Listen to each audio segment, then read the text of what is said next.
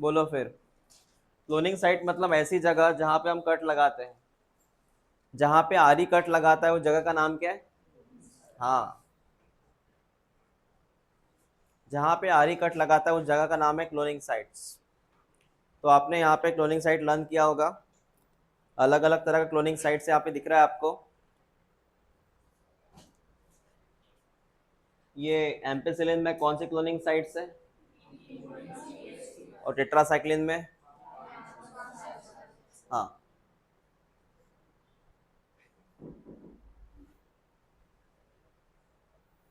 इन्होंने ये बात की हमसे, अगर तुम्हारा ये वेक्टर है, मतलब ये वेक्टर है, इसके ऊपर अगर ढेर सारी क्लोनिंग साइट्स है, ढेर सारी, जैसे एग्जांपल इको R1,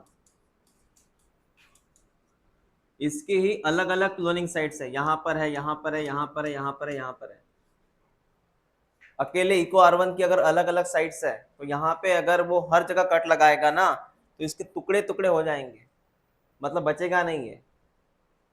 अगर हमने इको R1 लिया, इसकी बहुत सारी साइट्स अगर है, तो इसके ढेर सारे टुकड़े होंगे, मतलब नंबर ऑफ फ्रैगमेंट्स मिलेंगे, जिससे एक्सपेरिमेंट क्या होगा? फेल हो जाएगा। तो क्लोनिंग साइट्स मिनिमम चाहिए, क्या चाहिए? मैक्सिमम नहीं चाहिए। मैक्सिमम रहा तो हर जगह टुकड़े बन जाएंगे, है ना? ऐसा होगा वो।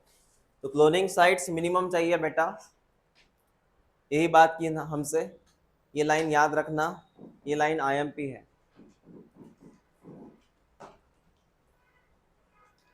अगर एक से ज़्यादा क्लोनिंग साइट्स है तो उससे बहुत सारे कटिंग होगा, बहुत सारे टुकड़े मिलेंगे, उससे क्या होगा? कॉम्प्लिकेशन क्रिएट होगा जीन क्लोनिंग के वक्त। इसलिए ज़्यादा क्लोनिंग साइट्स नहीं चाहिए। ये पढ़ लिया था सर हमने।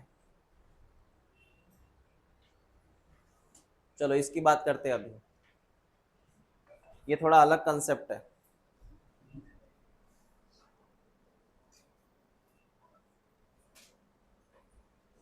सब पीछे मत बैठो, आगे भी आ जाओ, खाली है जगह।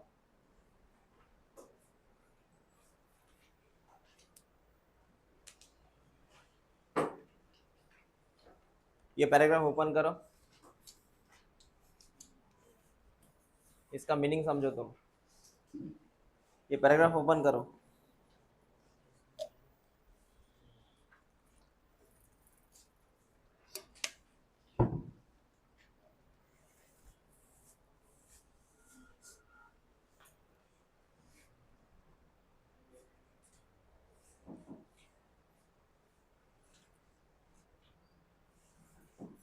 देखो बेटा, पहले मैं आपको एक चीज क्लियर करवाऊं, इस कंसेप्ट पे पढ़ना क्या है हमें।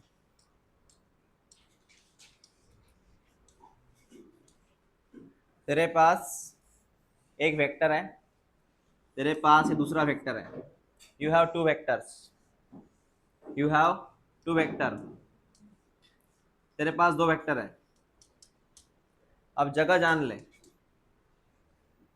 यहां से यहां तक ये एम्पिसिलिन का जीन है, यहां से यहां तक टेट्रासाइक्लिन का जीन है। किसका जीन है?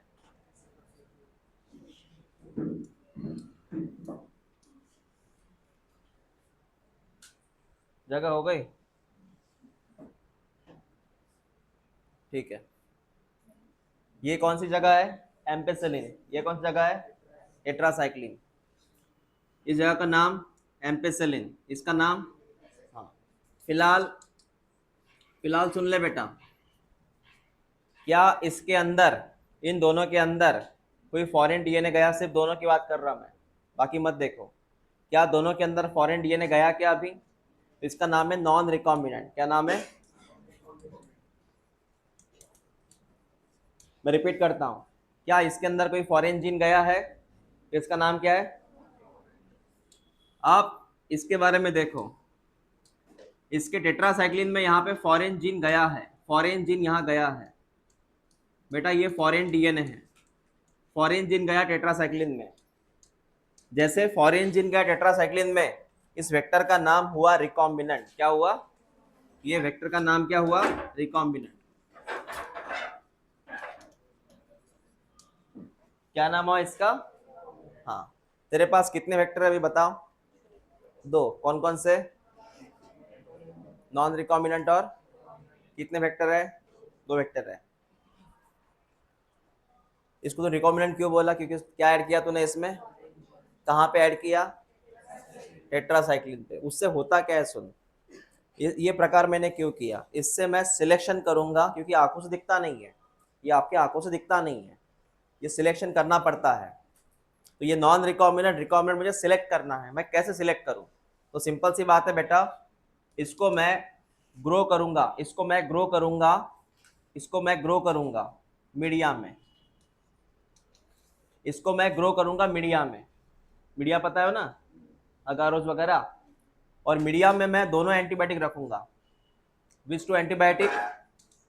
एम्पिसिलिन और टेट्रासाइक्लिन। समझा तुझे?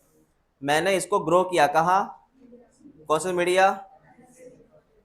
तो ये बंदा वहां पे जीवित रहेगा, ये बंदा वहां पे रहेगा रहेगा ये बंदा वहां पे जीवित रहेगा।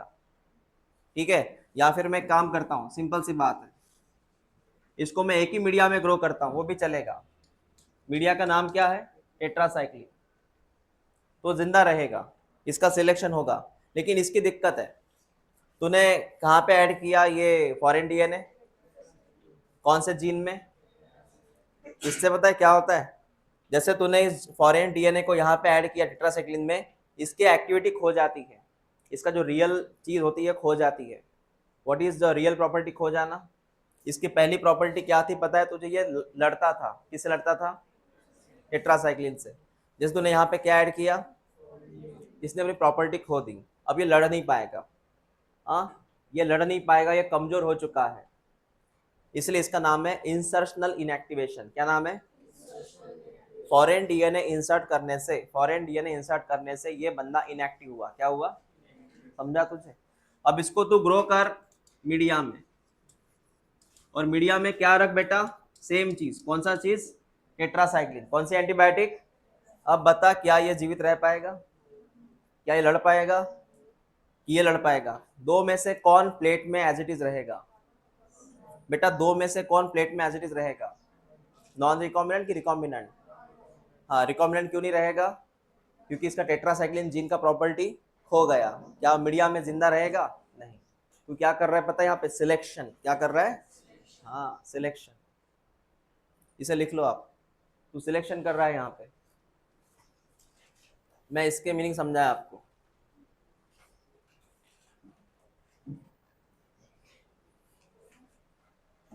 तो यहाँ पे कर रहा है सिलेक्शन।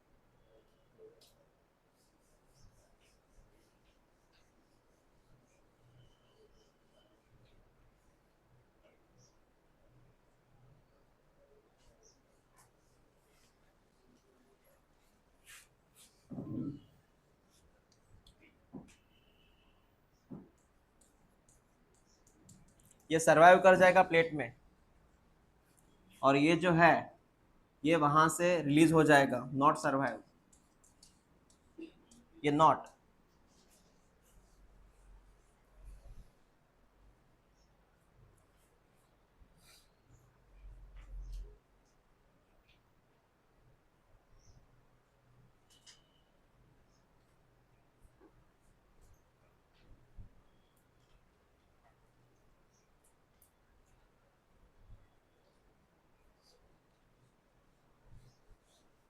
हो गया लिखना?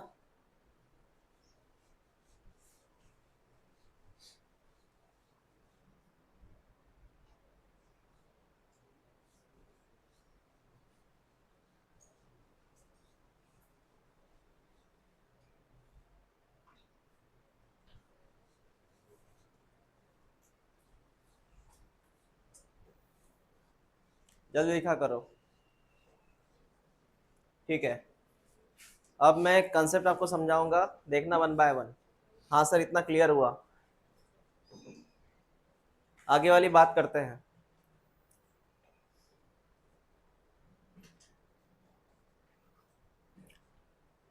मैं एक डायग्राम बनाऊंगा, देखते रहना। बेटा तेरे पास एक पहले बैक्टीरिया है, तेरे पास एक बैक्टीरिया है, कंसेप्ट समझते रहना। तेरे पास एक बैक्टीरिया है और यहाँ वेक्टर है, यहाँ वेक्टर है। वेक्टर के पास दोनों जीन्स है, पता है तुझे कौन कौन से जीन है ये? एक का नाम क्या है, दूसरे का नाम? पहले ये समझ तू, तेरे पास इधर वेक्टर है और इधर तेरे पास क्या है, इधर बैक्टीरिया है। ठीक है, सबसे पहली चीज तुझे ये कंफर्म करना है कि ये वेक्टर बैक्टीरिया में गया कि नहीं गया, क्योंकि ये आंखों से दिखता नहीं है ना, तो पूरा इमेजिनेशन होता है ये खेल। तुझे पहले ये कंफर्म करना है क्या ये वेक्टर बैक्टीरिया में गया कि नहीं गया। समझ में आया? हाँ, इमेजिन कर, अगर ये बैक्टीरिया में वेक्टर नहीं गया, बैक्टीरिया में कौन नहीं गया, बैक्टीरिया में कौन नहीं गया, तो इस बैक्टीरिया का नाम क्या होगा? Non transformant. समझ में आया मैंने क्या लिखा बेटा? अगर ये वेक्टर इसमें गया तो इसका नाम क्या हो, सॉरी, अगर वेक्टर इसमें नहीं गया तो नाम क्या होगा? क्या नाम होगा? समझ में आया? फिर सर सिलेक्शन कैसे करेंगे तुम, ये कैसे पता चले कि नॉन ट्रांसफॉर्मेंट है? बेटा सिंपल सी बात है, पहले पहले इसको तू ग्रो कर, ये ट्रांसफॉर्मेंट है कि नॉन ट्रांसफॉर्मेंट, इसके लिए पहले तू ग्रो कर इसको पहले मीडिया में, एम्पिसिलिन मीडिया में। कौन सा मीडिया में? इसको पहली बार ग्रो कर एम्पिसिलिन में। अब इसके अंदर वेक्टर गया ही नहीं तो ऑब्वियसली क्या जिंदा रहेगा?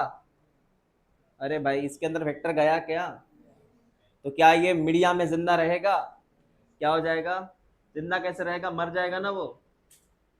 अरे वेक्टर इसके अंदर गया क्या, तो क्या इसके अंदर पावर आई क्या, तो क्या ये मीडिया में जीवित रहेगा कि मर जाएगा?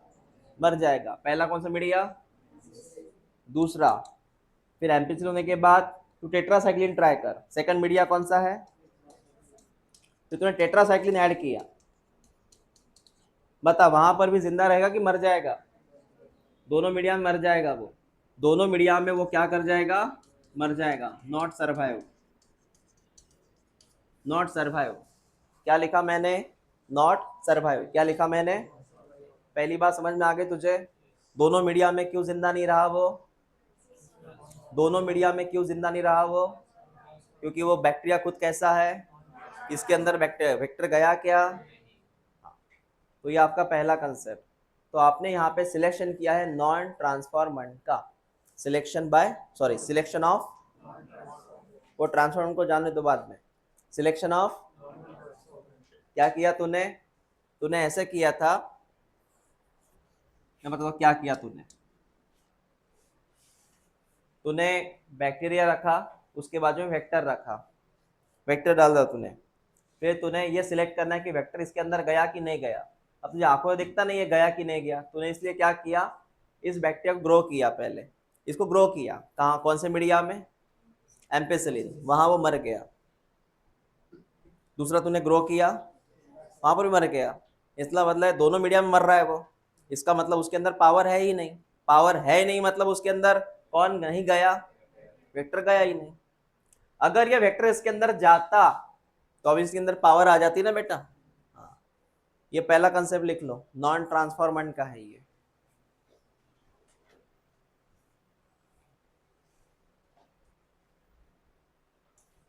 On both media bacteria not survive.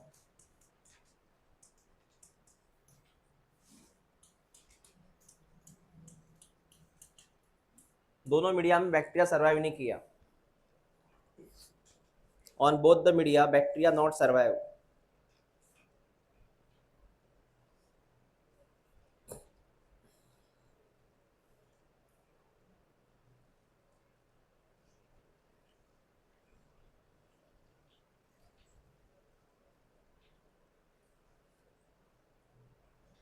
Confuse मत रहना, सीधी सी बात है वो। वेक्टर गया ही नहीं सर तो नॉन ट्रांसफॉर्मर होगा वो सर।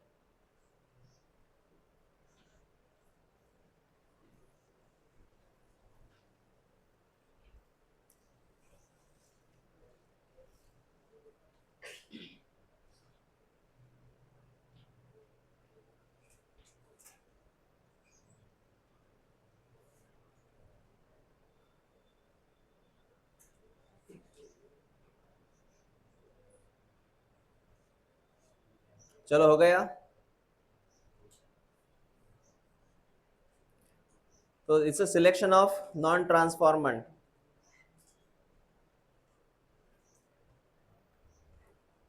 और मोस्टली हम बैक्टीरिया लेते हैं, इकोलाई वाला लेते हैं।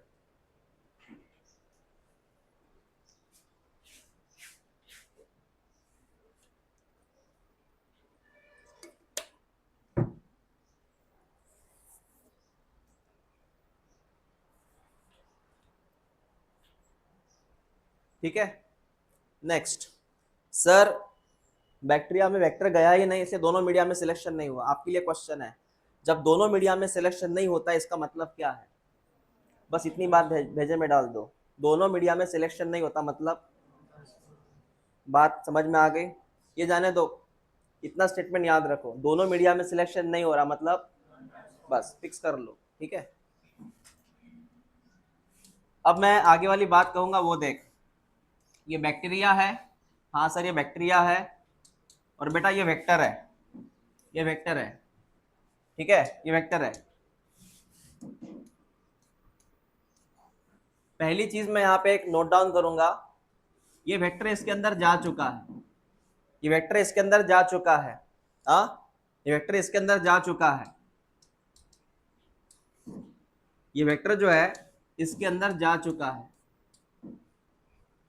अगर इसके अंदर वो जा चुका है इसका मतलब ये सेल कौन सा बना, पहले ये कंफर्म, ये सेल कौन सा बना। अब मेरे सामने दो सवाल खड़े होते हैं ट्रांसफॉर्मेंट को लेके। मतलब सर, मतलब समझ,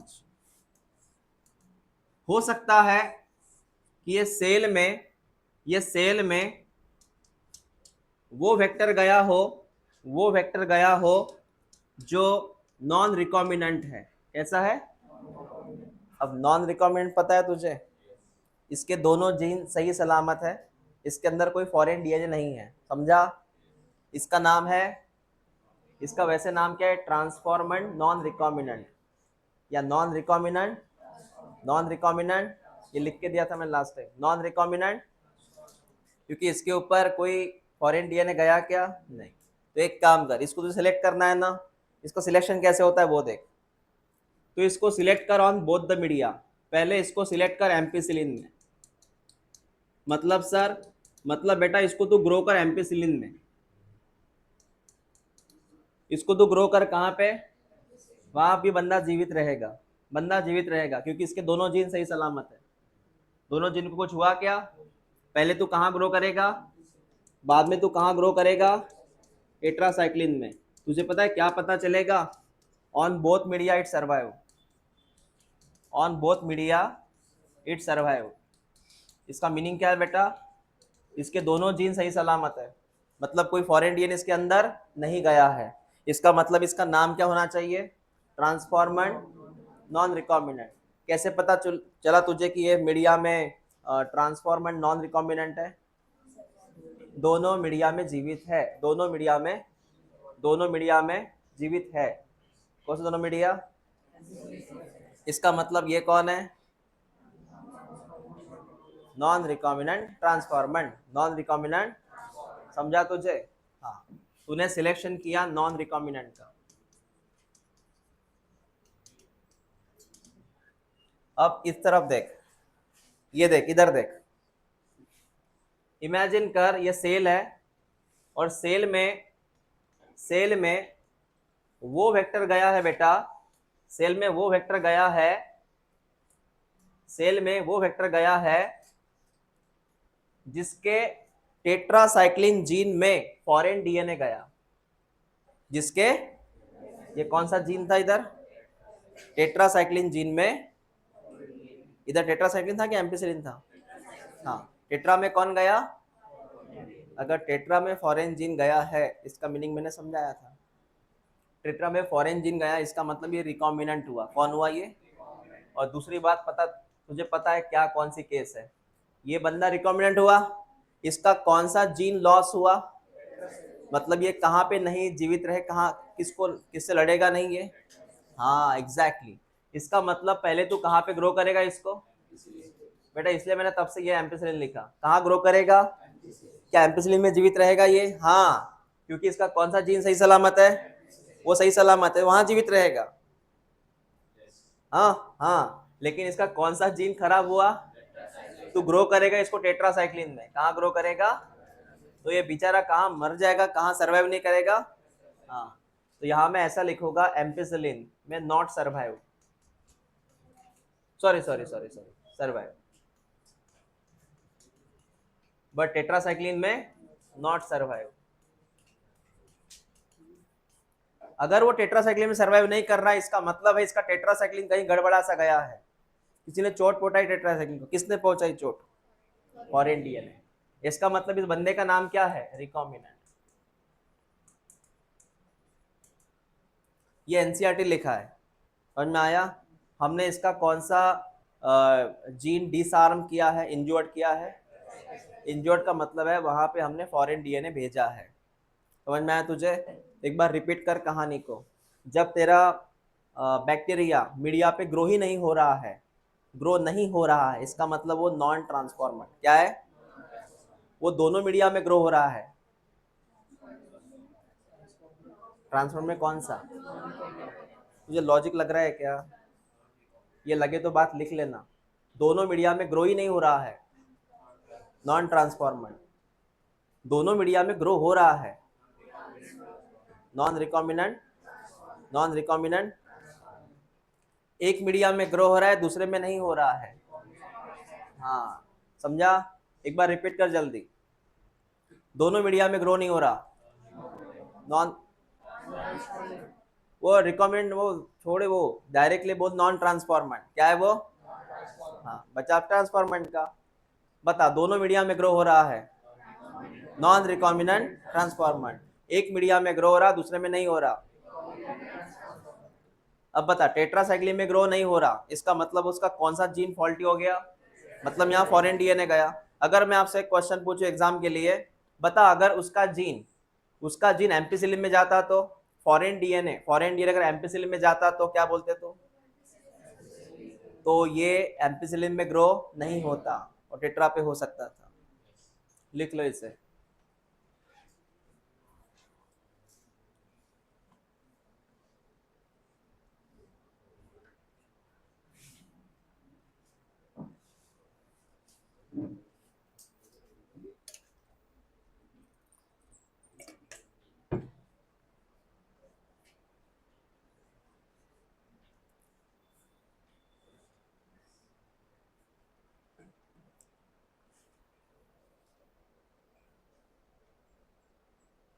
क्या मतलब मयूरी में? रिपीट करो इसे, क्या बोला मैंने? व्हाट इज नॉन ट्रांसफॉर्मेंट कैसे सेलेक्ट करेंगे तुम?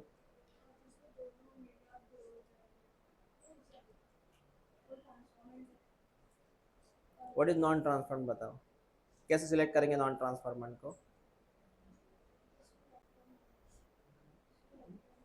हाँ, वेक्टर नहीं होता बराबर है, लेकिन वो दिखता नहीं ना आंखों से। फिर तुझे कैसे पता कि ये बैक्टीरिया नॉन ट्रांसफॉर्मेंट है? प्लेट्स के हिसाब से। कैसे पता आपको ये नॉन ट्रांसफॉर्मेंट है? हाँ, वो तो नहीं जाता, वो बराबर है, लेकिन सिलेक्शन कैसे करेंगे उसका? प्लेट के हिसाब से ना, ऑन मीडिया पे। तो मीडिया के हिसाब से पूछ रहा हूँ मैं। क्या हो गया महक? कैसे पता वो नॉन ट्रांसफॉर्मेंट है? क्योंकि वो दोनों मीडिया पे ग्रो नहीं होगा। सिंपल है ना, दोनों मीडिया पे क्यों नहीं हुआ? दोनों मीडिया पे ग्रो क्योंकि इसमें वेक्टर ही नहीं है ना बेटा, तो कैसे लड़ेगा वो जंग?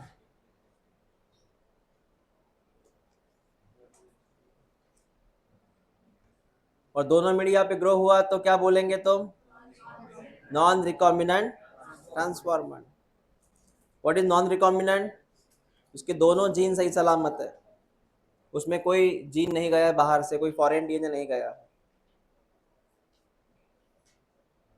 अब यही लाइन जो एनसीईआरटी में लिखी हुई है पढ़ लेना घर जाके अच्छे से। Transformant, non transformant, recombinant, non recombinant.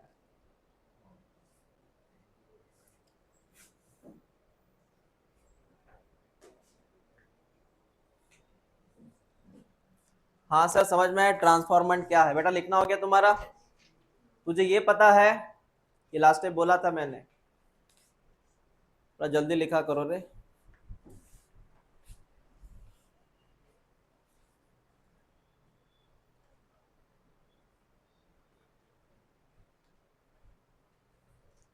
एक तो तुम्हारी राइटिंग की प्रैक्टिस छूट गई होगी, अभी लिखना ही नहीं है ना कुछ, कोई थ्योरी पेपर भी नहीं है, सब्जेक्टिव पेपर।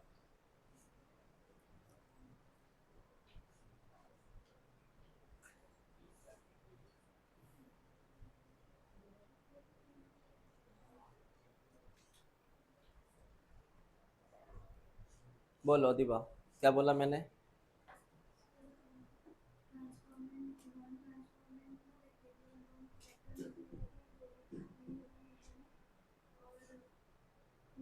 फिर ट्रांसफॉर्मेंट में अगर अगर वो है ट्रांसफॉर्मेंट, फिर उसमें दो क्वेश्चन है, क्या वो रिकॉम्बिनेंट है कि नॉन रिकॉम्बिनेंट है?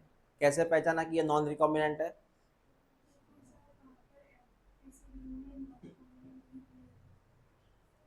कितना कॉम्प्लिकेट कर रहे हो खुद को तुम, सिंपल है ना। अगर ये ट्रांसफॉर्मेंट है तो कैसे पता है कि नॉन रिकॉम्बिनेंट है कि रिकॉम्बिनेंट है? नॉन रिकॉम्बिनेंट रहा तो क्या होगा बेटा, तुमको प्लेट पे दिख रहा है ना वो, तुझे अगर वो बैक्टीरिया दिख रहा है दोनों प्लेट पे, दोनों प्लेट पे जो बैक्टीरिया दिख रहा है, तुझे वेक्टर नहीं दिखता बेटा, बैक्टीरिया दिख रहा है दोनों प्लेट पे, इसका मीनिंग क्या है? दोनों प्लेट का मीनिंग जानता है तू? एक प्लेट कौन सी? एम्पेसिलिन, दूसरा कौन सा? इसका मतलब वो नॉन रिकॉम्बिनेंट है।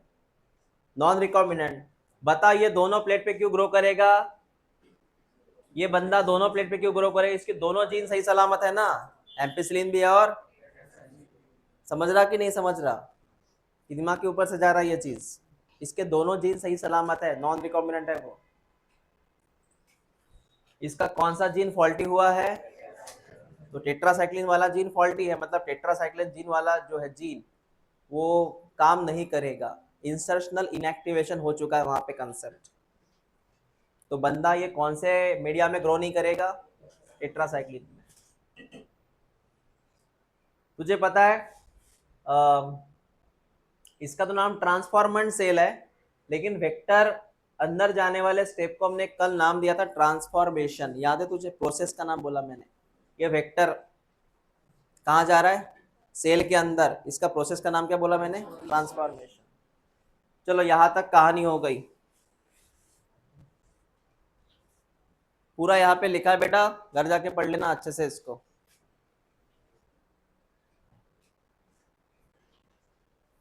डायग्राम है क्या वहां पे? नहीं होगी ना डायग्राम, ठीक है।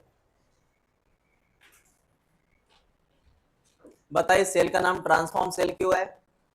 क्योंकि इसके अंदर कौन गया है? वेक्टर, जो हमने बनाया था।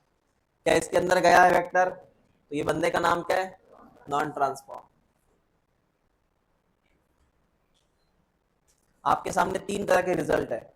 एक कौन सा सेल जिसके अंदर वेक्टर गया ही नहीं है, दूसरा कौन सा सेल मतलब वेक्टर गया है लेकिन कौन सा vector? What is non recombinant, जिसके अंदर फॉरेन डीएनए नहीं है वो। तीसरा रिजल्ट मतलब वेक्टर गया है बैक्टीरिया के अंदर, लेकिन कौन सा वेक्टर? रिकॉम्बिनेंट। तो बस रिकॉम्बिनेंट का मीनिंग याद रख, what is recombinant vector? Foreign DNA वाला वेक्टर। हाँ सर, क्लियर है। तो तुझे इसमें तीन प्रकार के बैक्टीरिया मिल रहे हैं। ग्रीन कलर का बैक्टीरिया कौन सा है? ऐसे सिलेक्शन करता है तू, ऐसे ऐसे सिलेक्शन होता है वो। रेड कलर कौन है? व्हाइट कलर कौन है? हाँ।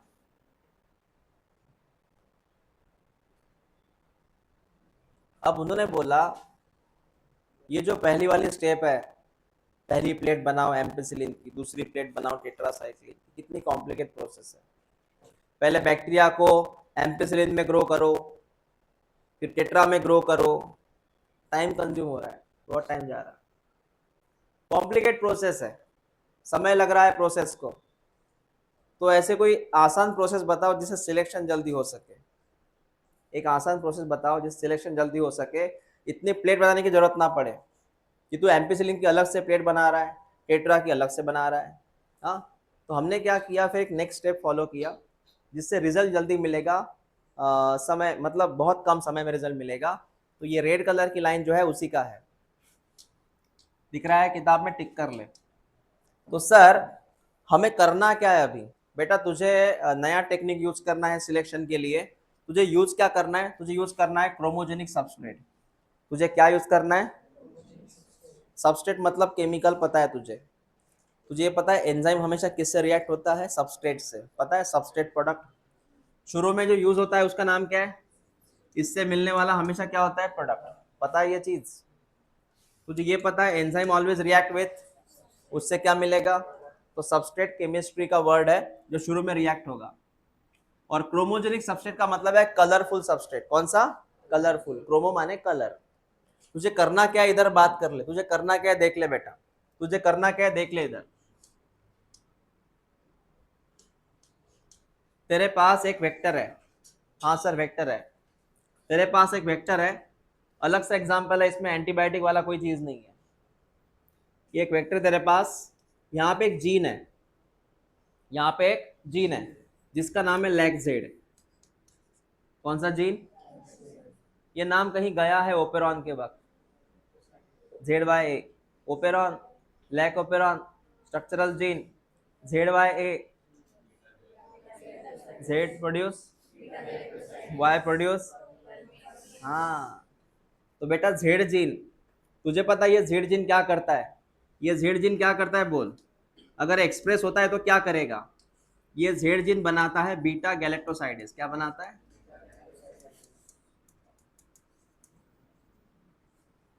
अब मैं कहानी समझाता हूँ, वो सुन। ये है वेक्टर जिसके अंदर लैक्जेड जीन है, वो बनाता है बीटा गैलेक्टोसाइडेस। एंजाइम का नाम है। किसका नाम है ये? एंजाइम का। ये एंजाइम रिएक्ट होता है सबस्ट्रेट के साथ। किसके साथ? किसके साथ? जो मीडिया में रखा हुआ है। सबस्ट्रेट कहाँ पे रखा है? मीडिया में। बेटा सबस्ट्रेट कहाँ पे रखा है? मीडिया में। केमिकल है ना, तो जाके तो बीटा कैरोटीन नाम का एंजाइम है, वो रिएक्ट कैसे होता है? सबस्ट्रेट से। दोनों के रिएक्शन से वहां पे बन रहा है ब्लू कलर। क्या? कौन सा कलर? Blue colour. पहले याद रख। तो हाँ, बैक्टीरिया की जो कॉलोनी बनेगी, क्योंकि ये जो है ना, ये बैक्टीरिया है एक्चुअली। ये दिख रहा है तुझे? ये पूरा बैक्टीरिया है।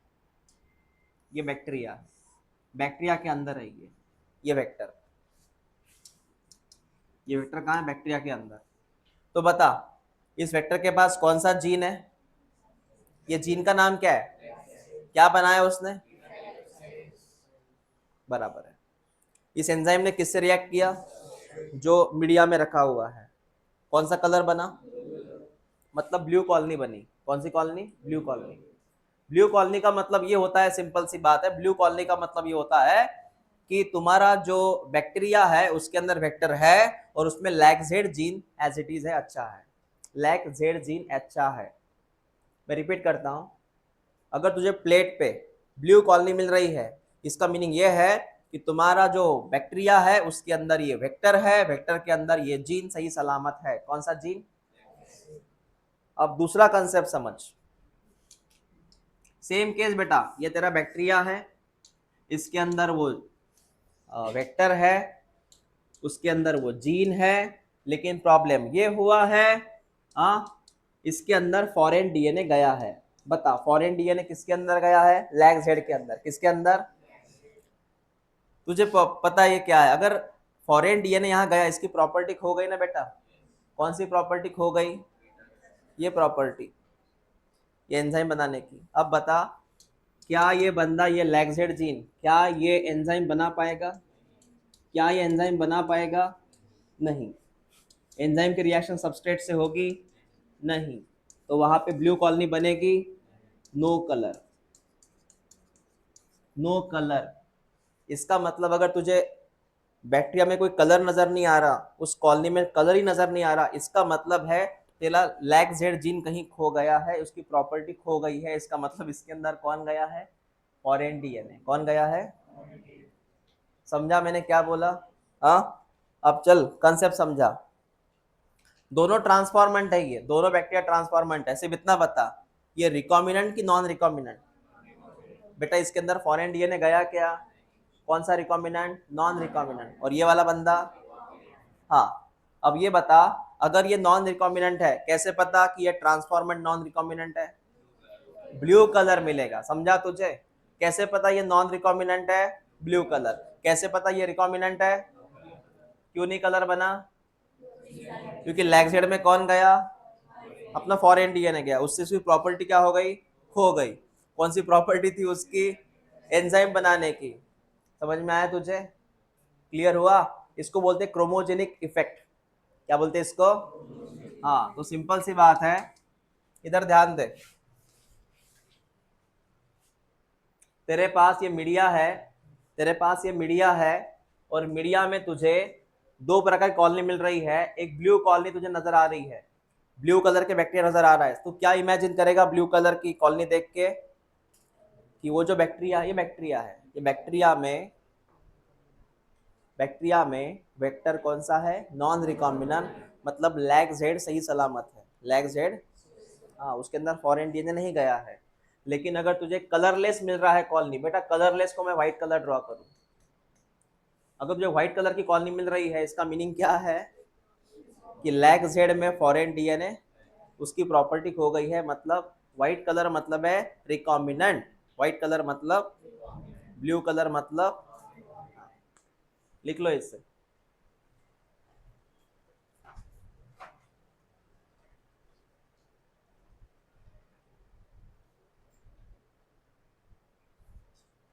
फॉरेन डीएनए जाने से वो जीन होता है इनएक्टिव।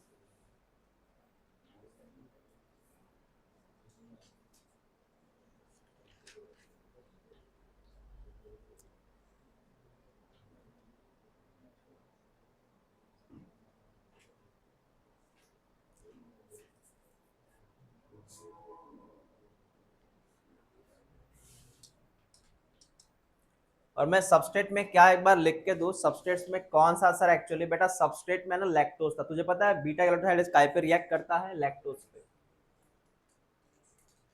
सबस्ट्रेट में लैक्टोज था, सबस्ट्रेट में लैक्टोज था।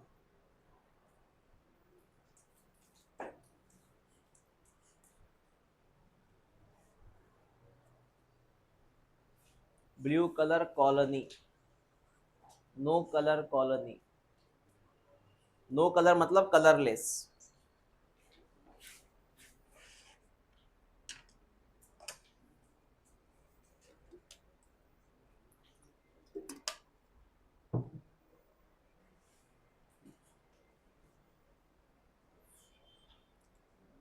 बायोटेक का यही जो एरिया था ना, ये वाला हिस्सा थोड़ा इसको समझना पड़ेगा हमें, क्योंकि यहाँ से क्वेश्चन आते हैं transformer, non transformer, recombinant, non recombinant. इसको अच्छे से प्रैक्टिस करना, आज यही प्रैक्टिस अच्छे से कर लो तुम,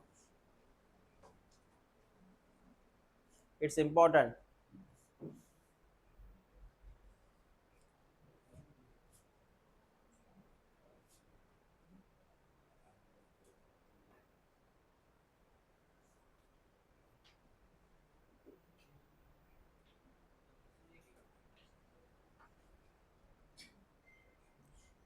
हो गया लिखना? हाँ सर, ये समझ में आया। तो इसके पहले जो मेथड थी ना, इसके पहले वाली मेथड, वो एम्पिसिलिन वाली प्लेट बनाओ, टेट्रा वाली प्लेट बनाओ, वो जो थी ना, उसके पहले वाली मेथड, इसके पहले वाली, ये थोड़ी कॉम्प्लिकेट प्रोसीजर थी। ये वर्ड है एनसीईआरटी का, इसका मीनिंग है कॉम्प्लिकेट प्रोसेस। इसके पहले जो मेथड थी एम्पिसिलिन वाली प्लेट बनाओ, टेट्रा वाली प्लेट बनाओ, ये वो जो मेथड थी, आ, ये थोड़ी कम्बरसन, मतलब होता है कॉम्प्लिकेट प्रोसीजर थी, इसलिए हमने फिर ये प्रोसीजर फॉलो किया। इससे आसानी से रिजल्ट मिल जाता है सर। बेटा हो गया तुम्हारा लिखना ये? चलो आगे बात करते हैं।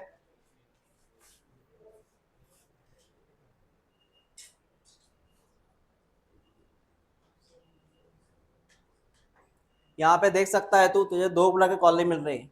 You can see here two colonies, blue colony and white colonies. Blue colony indicate that there is a non recombinant vector. White colony indicate that there is a recombinant vector. समझ में आया?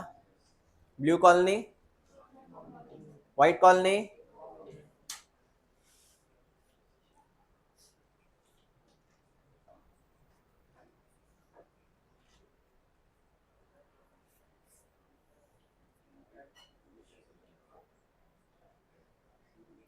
ये जो ब्लू कलर वो जो है ना ऊपर का लाइन एक बार पढ़ लो.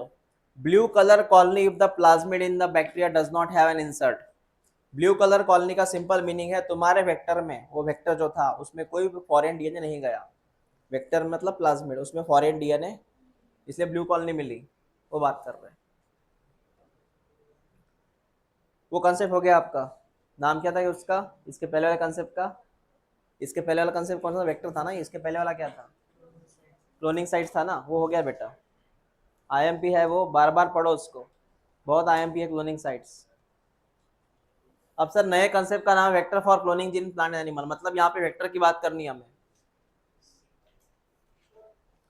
ये पैराग्राफ नहीं पढ़ा तो भी चलेगा, इतना कोई आईएमपी है नहीं. ये जो स्टेटमेंट रहते हैं ना एनसीईआरटी के, यू में सरप्राइज डैट, कोई जरूरत नहीं इसकी. हाँ ये पढ़ो. मैं जितना बोलूँ टिक कर. ये बैक्टीरिया का नाम टिक कर. इसको बोलते हैं एटी बैक्टीरिया, एग्रोबैक्टीरियम बैक्टीरिया. उसके बाद में टी डीएनए टिक कर. और एक क्वेश्चन आया है, ये स्टेटमेंट में भी आता है. ये जो बैक्टीरिया है ना एग्रोबैक्टीरियम ट्यूम्फेसियंस, ये अकेला बैक्टीरिया है जो बेटा डाइकॉट को अफेक्ट करता है. किसको अफेक्ट करता है? मतलब मोनोकॉट को नहीं करता. सिंपल सी बात है. तो स्टेटमेंट घुमा फिरा के आएगा, 80 affect the monocot. Is it right बेटा? 80 affect the monocot. Is it right? 80 affect the dicot. Dicot याद रखना. वो भी सेवरल बोला है, ये वर्ड याद रखा करो. सेवरल, मोस्ट, मिनिमम, मैक्सिमम, है ना. हाँ. तो कहानी क्या है, कहानी समझाता हूँ, इधर ध्यान दे बेटा. कहानी ऐसी है, एक बैक्टीरिया होता है जिसका नाम है एटी, एग्रोबैक्टीरियम ट्यूम्फेसियंस. एग्रीकल्चर में यूज होता है बैक्टीरिया. उसके अंदर एक प्लाज्मिड है. उसके अंदर एक प्लाज्मिड है. उस प्लाज्मिड को थोड़ा बाहर निकालते अपन, या फिर एक पहले काम करते. मेरी बात समझना. इसके अंदर एक प्लाज्मिड है. उस प्लाज्मिड के पास एक छोटा सा हिस्सा है. इतना जीन है. ये काफी खतरनाक जीन होता है. इसका नाम है टीडीएनए. ये पूरा प्लाज्मिड है, उसके पास एक छोटा सा जीन है, नाम है टीडीएनए. क्या है? होता क्या है सुन ले. ये जो बैक्टीरिया है ये सीधा अटैक करता है डाइकॉट प्लांट के ऊपर. डाइकॉट प्लांट के ऊपर ये अटैक करता है. और डाइकॉट के प्लांट को वो ट्यूमर कॉज करता है. क्या कॉज करता है? ट्यूमर. डाइकॉट के प्लांट को क्या कॉज करता है? ट्यूमर. एक जगह पे वो ट्यूमर बनाता है. ट्यूमर से क्या होता है, जो ट्यूमर वाला हिस्सा है प्लांट का वो कुछ केमिकल्स रिलीज करता है. मैं रिपीट करता हूं. एटी ने डाइकॉट प्लांट को अफेक्ट किया, डाइकॉट प्लांट ने ट्यूमर कॉज किया, मतलब प्लांट को ट्यूमर हुआ. उस ट्यूमर से एक पस बाहर निकलता है, केमिकल बाहर निकलता है, और ये केमिकल इस बैक्टीरिया को चाहिए. इसी केमिकल के वजह से उसने असर किया था, इसके ऊपर इफेक्ट किया था. ये केमिकल किसको चाहिए? किसको चाहिए? समझा क्या मैंने क्या बोला? तो हाँ, केमिकल रिक्वायर्ड बाय पैथोजेंस. ये केमिकल किसको जरूरी है? बैक्टीरिया को. मतलब उस केमिकल के लिए बेचारे ने प्लांट को ट्यूमर कॉज किया. समझा तुझे क्या था? ये लिख लो वहां पे ये लाइन में.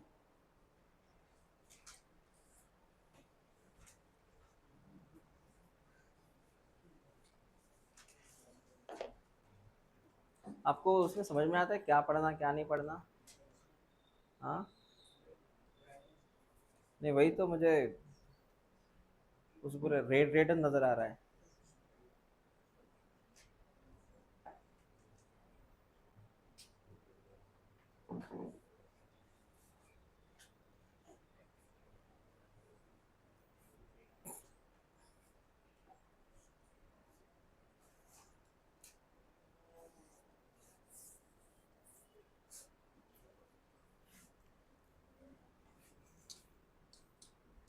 बेटा ओके लिखना. इसके लिए जिम्मेदार बैक्टीरिया नहीं है, बैक्टीरिया को काम, इसके लिए जिम्मेदार है ये वेक्टर। ये बड़ा खतरनाक होता है। मतलब इस प्लांट में ट्यूमर कॉज करने का जो जिम्मेदारी इस वेक्टर का है, बैक्टीरिया का कुछ रोल नहीं है। समझा बेटा क्या कंसेप्ट था ये? हाँ हाँ, हो गया लिखना तुम्हारा। चलो आगे देखो। सर इस वेक्टर के बारे में कुछ बताइए, ये कौन सा वेक्टर है बैक्टीरिया के अंदर? बेटा वेक्टर को बाहर निकालते हैं। पहले मैं इसका नाम लिखूंगा, इसका नाम है टीआई प्लाज्मिड। क्या नाम है इसका? पता है, तूने सुना है इसका नाम? हाँ, what is TI plasmid? Tumour inducing plasmid. नाम में ही उसका काम है, ट्यूमर इंड्यूसिंग, मतलब ट्यूमर कॉज करने वाला प्लाज्मिड। उसके बाद इसका ये वाला जो जीन है, इतना ये खतरनाक है, इसका नाम क्या है? यही जिम्मेदार रहता है ट्यूमर कॉज करने में। T DNA he is important, मतलब टी डीएनए की वजह से इस पौधे को क्या हुआ? ट्यूमर। मतलब इसमें तीन चीजें याद रखना बेटा। पहला बैक्टीरिया, पहला बैक्टीरिया, उसके अंदर कौन? और टीआर प्लाज्मिड के अंदर कौन? ये जिम्मेदार है। समझ में आया तुझे? जैसे आप बोलते हो ना, जैसे कि आप बोलते हो ऑर्गन, टिश्यू, सेल, है ना, ऐसा कुछ बातें हैं वो। तो बैक्टीरिया, बैक्टीरिया के अंदर वो टीआई प्लाज्मिड, टीआई प्लाज्मिड के अंदर T DNA, and such a part is responsible for the tumour. समझ में आया? अगर मैंने इस प्लाज्मिड से ये पोर्शन हटा दिया, ये पोर्शन हटा दिया, क्या इस प्लांट को ट्यूमर होगा? नहीं। समझ में आया? नहीं होगा। वो पोर्शन जिम्मेदार था, वो पोर्शन जिम्मेदार था। हाँ सर, क्लियर हुआ। एक काम करो, ये प्लाज्मिड के बारे में लिखो, लिखो उसमें थोड़ा अलग डायग्राम बना, उसमें लिखो टीआई प्लाज्मिड, उसमें एक पार्ट लिखा वो है टी डीएनए, और उससे ट्यूमर होता है, उसी का नाम टी डीएनए है, ट्यूमर डीएनए वाला।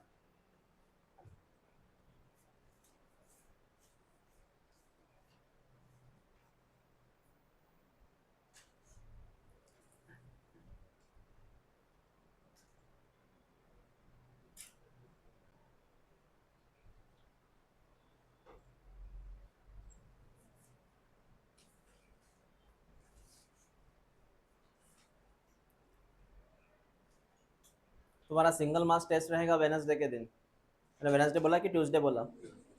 कल बोला? कल बोला ना? हाँ, वेनसडे का होगा, कल ये पोर्शन अपना हो जाएगा वेक्टर वगैरह। सिंगल मास की टेस्ट रहेगी पहले, और इसी हफ्ते में आपका एमसीक्यू टेस्ट भी रहेगा बायोटेक का। Ready for that? ये हो गया लिखना? हो गया टीआई प्लाज्मिड। बेटा बैक्टीरिया देख ले, ऐसे होता है वो बैक्टीरिया। ये है एटी बैक्टीरिया जो एग्रीकल्चर में यूज होता है।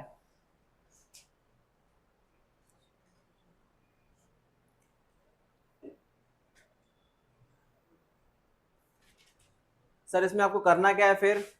बेटा एक बात सुन ले, करना क्या है, करना क्या है सुन ले। मुझे पता है कि ये, अब बैक्टीरिया ड्रॉ नहीं करूंगा, डायरेक्ट वेक्टर ड्रॉ करता हूं मैं। जहां जहां बैक्टीरिया वहां वेक्टर जाएंगे वो।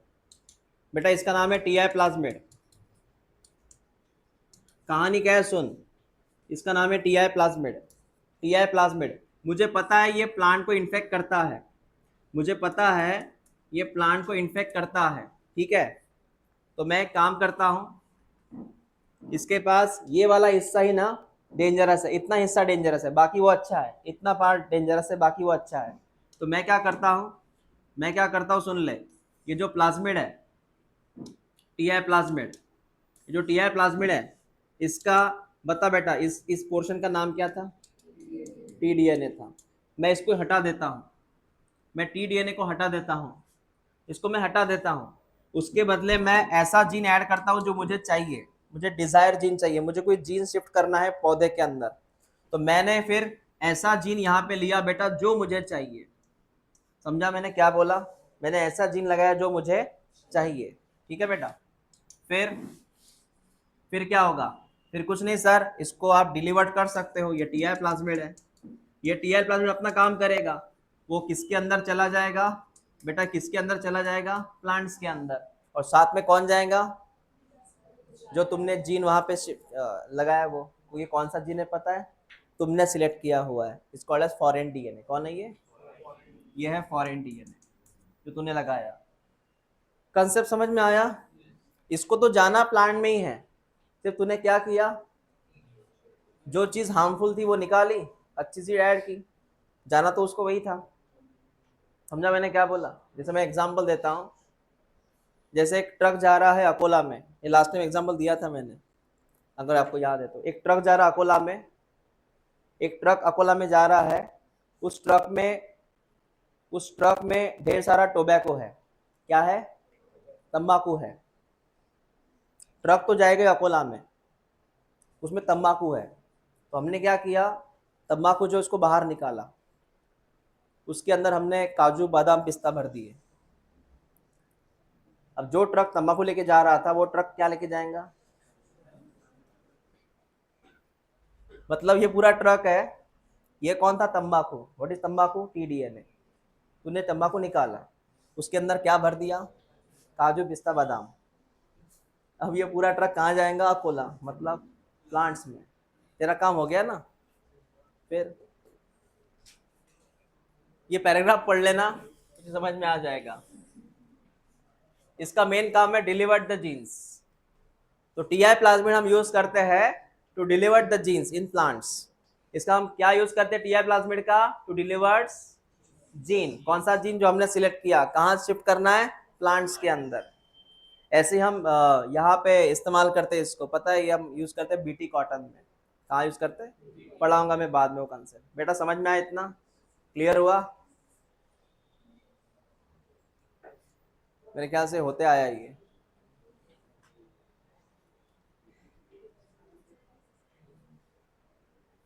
ठीक है, मैं ये रहन दो, ये लास्ट वाला पैराग्राफ मत पढ़ना, मैं कल इसको कंटिन्यू करूंगा। प्रेजेंटी दो तुम्हारी,